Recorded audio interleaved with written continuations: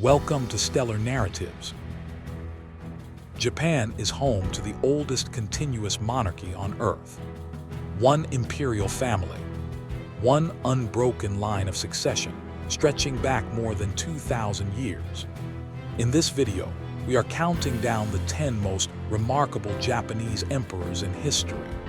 These are the rulers who built Japan's culture from the ground up, survived civil wars and foreign threats, launched revolutions, and in some cases changed the entire course of Japanese history in a single lifetime. Whether you are new to Japanese history or a long-time enthusiast, this list has stories you will not have heard before. We are also including 4 special mentions at the end, the shadow rulers who held real power while the emperor sat on the throne. And we are saving one extraordinary fact about the final name on that list until the very end. It is the kind of calculated move that secured a dynasty for over 265 years. And it is worth waiting for. Let us begin. Number 10. Emperor Antoku, reigned 1180 to 1185. We begin with a tragedy. Emperor Antoku was placed on the throne at the age of 2 and was dead by the age of 7. He was never a ruler in any meaningful sense. He was a child caught inside one of Japan's most devastating civil wars, a 5-year conflict between the Taira and the Minamoto clans known as the Genpei War. For the entirety of his short life, the boy emperor was carried from castle to castle and from ship to ship as the war raged around him. Then came the naval battle of Dan no Yura in 1185. The Taira fleet was surrounded. Defeat was certain. And rather than allow the child emperor to fall into enemy hands, his grandmother gathered him in her arms, told him that beneath the waves lay a better world, and walked off the edge of the ship. Emperor Antoku drowned that day at 7 years old, and one of Japan's 3 most sacred imperial treasures, a sword said to have been pulled from the tail of an 8-headed dragon in Japanese mythology, sank to the bottom of the sea with him. It has never been recovered. His story became the defining tragedy of an entire era, and the Japanese still mourn him more than 800 years later. Number 9. Empress Genmei, reigned 707 to 715. Without this woman, we might know almost nothing about ancient Japan. Empress Genmei came to power in 707, following a succession crisis after the death of her son. She was not the first woman to rule Japan, but what she did during her 8-year reign changed the country permanently. She commissioned the Kojiki, Japan's oldest surviving chronicle. The Kojiki recorded the myths of the gods, the story of the sun goddess Amaterasu, the founding of the Imperial dynasty, and the earliest histories of the Japanese people. Without that single decision, almost everything known about Japan's ancient past would have been lost forever. Genmei also moved the imperial capital to Nara, which became one of the great cultural centers of the ancient world. She ruled for 8 years, stabilized a court in crisis, preserved her nation's memory, and then handed power peacefully to her daughter. History barely remembers her name. It absolutely should. Number 8. Emperor Shomu, reigned 724 to 749. Emperor Shomu wanted to save Japan. His reign was a disaster in almost every practical sense. Smallpox swept through the country and killed up to 1/3 of the population. Famine struck. Rebellions erupted across multiple provinces. Shomu interpreted all of it as divine punishment, and his response was to build. He ordered the construction of Tadai-ji, a great temple in the capital city of Nara, housing the largest bronze Buddha statue ever cast in Japan, a seated figure nearly 15 meters tall. He then ordered Buddhist temples and convents to be built in every single province across the country, creating a nationwide religious network designed to call down divine protection for the Japanese people. The cost was staggering. It drained the imperial treasury almost completely. Consumed by guilt and grief, Shomu did something no emperor before him had ever done. He abdicated and became a Buddhist monk. He declared himself a servant of the three treasures of Buddhism, subordinate to his own religion. In a nation where the emperor was considered semi-divine, this was an act of extraordinary personal humility. The great Buddha of Nara still stands today. Over 15 million people visit it every year. Number 7. Emperor Tenmu, reigned 673 to 686. Emperor Tenmu won his throne in a civil war against his own nephew. After being passed over for succession, Tenmu raised an army, crossed Japan, and defeated the imperial forces in a conflict known as the Jinshin War of 672. His victory was decisive and swift, and what he built afterwards was more lasting still. Tenmu centralized imperial authority to a degree Japan had never seen before. He reorganized the aristocracy, brought the military firmly under imperial control, and began the compilation of Japan's first official histories. He also introduced the formal imperial title of Tenno, meaning heavenly sovereign. Before him, Japan's rulers used titles borrowed from Chinese tradition. After him, the emperor was the Tenno. That title is still used in Japan today, more than 1,300 years later. He took his throne by force, and then spent his entire reign making sure nobody could ever take it back. Number 6. Empress Suiko, reigned 593 to 628. Japan's first empress regnant changed the country's soul. Empress Suiko came to power in 593, and her path to the throne was paved in blood. Her predecessor had been assassinated by the powerful Soga clan, the same family that then placed Suiko on the throne believing they could control her. They were wrong. Suiko ruled for 35 years, one of the longest reigns of her era. Alongside her nephew and regent, the brilliant Prince Shotoku, she transformed Japan from the inside out. Buddhism became a state religion under her rule, permanently weaving itself into Japanese art, architecture, and philosophy. She established Japan's first formal diplomatic relations with China, beginning a cultural exchange that shaped Japanese civilization for centuries. And she co-created Japan's first constitution, a moral framework for governance built on Buddhist and Confucian principles. 35 years. Buddhism, diplomacy, a constitution, and a cultural revolution. It is one of the most consequential reigns in Japanese history, and most people outside Japan have never heard of her.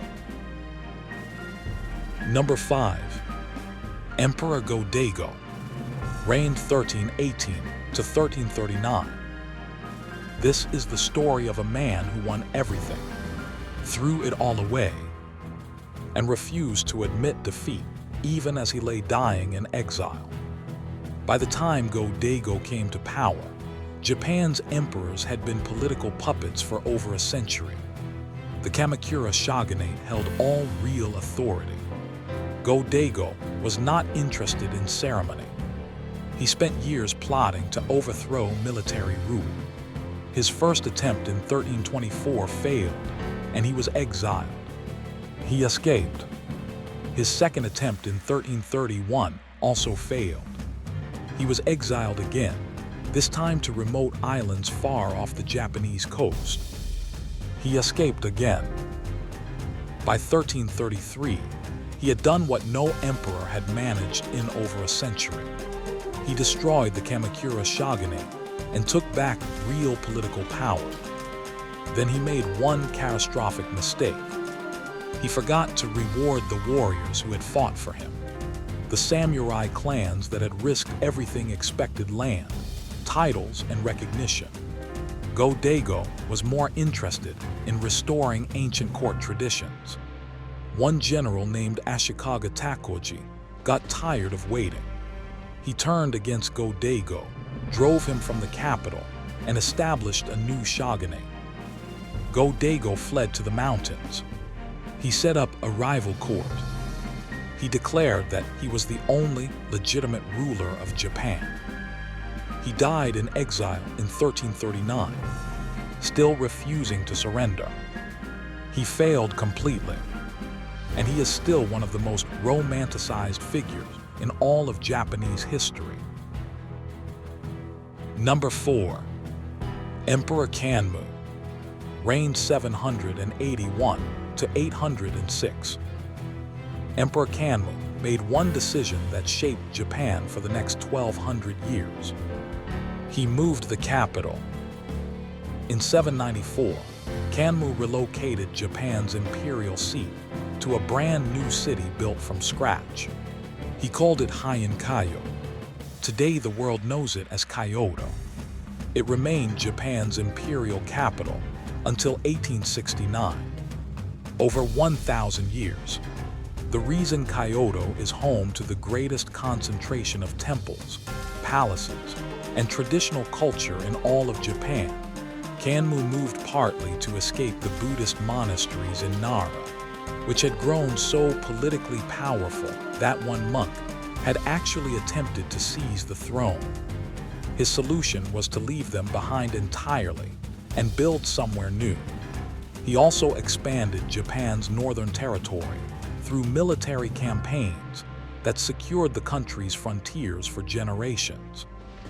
And here is something that was not publicly acknowledged until the year 2001. Emperor Kanmu had Korean royal ancestry on his mother's side. The Japanese imperial household confirmed this fact officially, more than 1,200 years after his death. The man who built Kyoto carried the blood of two nations. Number 3. Emperor Jimmu. Traditional date of accession, 660 BC. We need to talk about the man who may not have existed. Emperor Jimmu is the founding figure of Japan. According to tradition, he was a direct descendant of Amaterasu, the sun goddess, and he led a great military campaign to unite the early clans and establish the Imperial dynasty that continues to this day.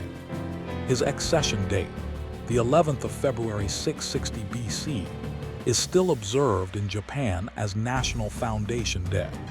Schools mark it. The government recognizes it. There are annual ceremonies.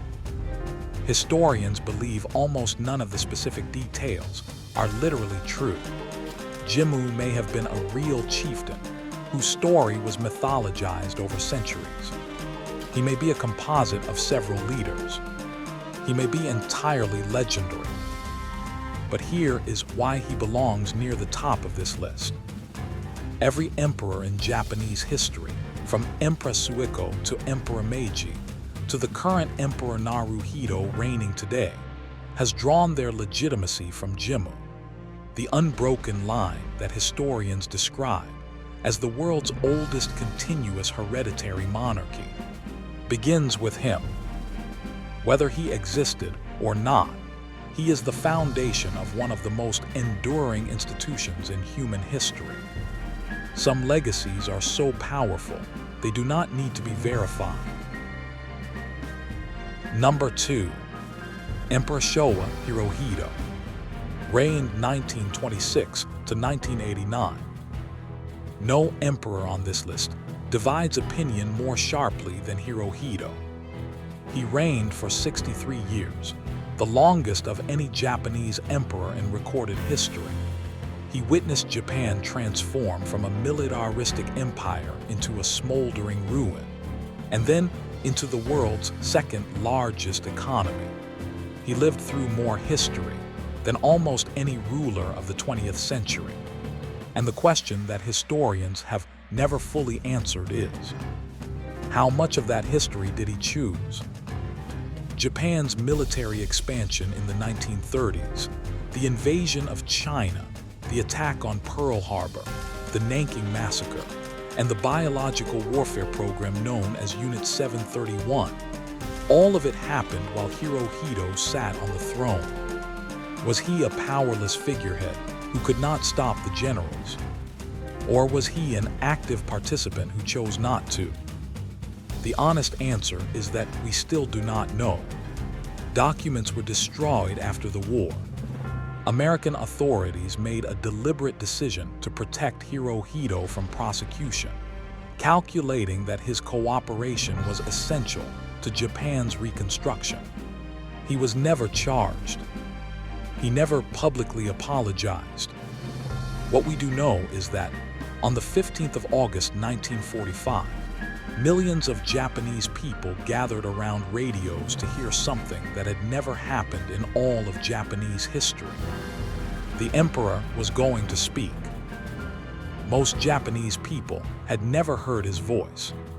In a formal style of Japanese so old that many listeners struggled to understand it, Hirohito told his nation that Japan would accept the terms of surrender. He described it as enduring the unendurable. He renounced his divine status shortly after, declaring publicly that he was a human being. He died in 1989, 63 years after taking the throne. The debates about his legacy have never stopped, and they probably never will. Number 1. Emperor Meiji, reigned 1867 to 1912. In 1853, 4 American warships sailed into Edo Bay and demanded that Japan open its ports to foreign trade. Japan had been sealed from the outside world for over 200 years.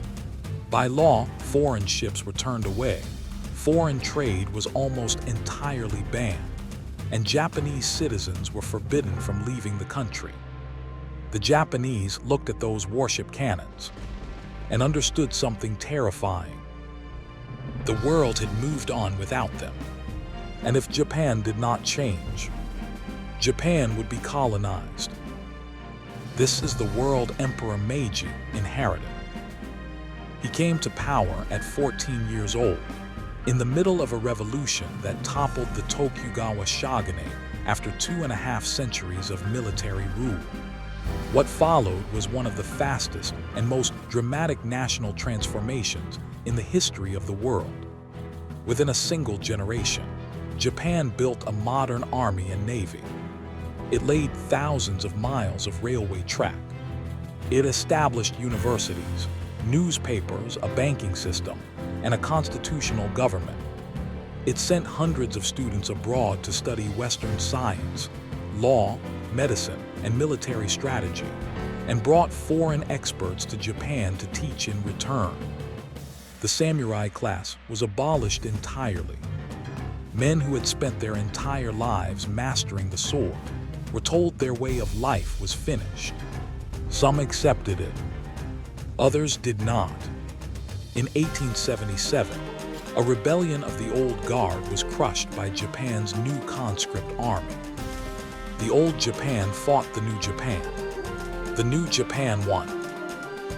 Then Japan defeated China in 1894. The Western powers were surprised. Then Japan defeated Russia in 1905. A small island nation had beaten one of Europe's great military powers. The world stopped being surprised and started paying very close attention. When Meiji died in 1912, a general committed ritual suicide to follow his emperor into death, reviving a practice Japan had officially banned decades earlier. An entire nation was not ready to leave the Meiji era behind. That is what a reign that truly matters looks like. Now for the 4 special mentions. These men held no imperial title, but during their eras, the emperor was a ceremonial symbol, a living piece of divine architecture. These were the men who actually ran Japan. Minamoto no Yoritomo. He won the Genpei War, the same conflict that ended with young Emperor Antoku drowning in the sea, and then invented the shogunate system that would govern Japan for 7 centuries. He was so paranoid about rivals that he systematically hunted down his own brothers, including Minamoto no Yoshitsu, the most celebrated warrior of the entire war, and a figure the Japanese still regard as a legendary hero. Yoritomo had him killed anyway. Power does not always reward loyalty. Oda Nobunaga, the man history calls the Demon King. He began Japan's unification from almost nothing during a century of total civil war. He was the first Japanese commander to use firearms as a primary battlefield weapon, ending the age of samurai dominance almost overnight. He burned Buddhist monasteries that opposed him. He massacred entire communities that resisted. By 1582, he had unified roughly half of Japan. Then one of his own generals surrounded him in a temple in Kyoto and turned on him. Nobunaga set fire to the building himself and died inside it at 47 years old. What Japan would have looked like if he had lived is one of history's most tantalizing unanswered questions. Toyotomi Hideyoshi. He was born a peasant and died the ruler of Japan. He joined Nobunaga's army as a foot soldier carrying sandals, worked his way up through sheer talent and cunning, and after Nobunaga's death, moved faster than anyone else to claim the succession.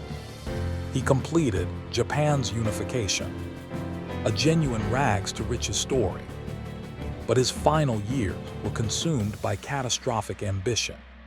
He launched 2 massive invasions of Korea at the cost of hundreds of thousands of lives. Both failed. He died in 1598, his empire already fracturing, his legacy complicated by the scale of the destruction he had caused. And finally, Tokugawa Ieyasu. And here is the fact we promised you at the beginning.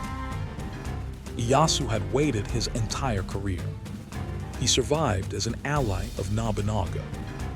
He survived as a subject of Hideyoshi. He outlasted them both. At the Battle of Sekigahara in 1600, with over 150,000 men on the field, he defeated a coalition of rival lords in the largest land battle in Japanese history. In 1603, he was granted the title of shogun. And then, just 2 years later, he abdicated. He handed the title to his son while he was still alive and still powerful. He wanted to prove to every lord in Japan that the shogunate was a Tokugawa institution, not a personal one, that the dynasty would continue regardless of any single man, that the line was the thing, not the individual. That single act of calculated, deliberate humility secured his family's grip on Japan for 265 years without serious interruption. No other ruler on this list, emperor or otherwise, thought that far ahead. The most patient man in Japan built the longest shadow in Japanese history. Japan's imperial line has endured for more than 2,000 years, through civil wars, centuries of military rule, the catastrophe of the Second World War, and one of the greatest economic recoveries in modern history. Emperors have been warriors, scholars, monks, figureheads, revolutionaries, and in one case, a 7-year-old child carried into the sea. Through all of it, the line has never broken. If you enjoyed this video, subscribe and leave a comment telling us who you think deserved to be number 1. Our next video covers the most remarkable rulers of ancient China, and some of those stories make everything you just heard sound like a quiet afternoon. We will see you there.